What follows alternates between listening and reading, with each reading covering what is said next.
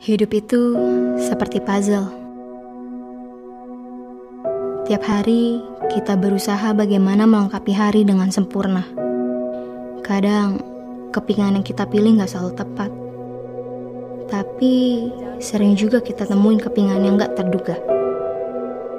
Seperti yang aku alami baru-baru ini.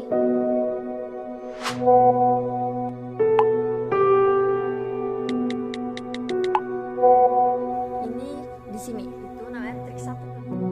Aku nemuin kepingan spesial yang sebelumnya gak aku kenal.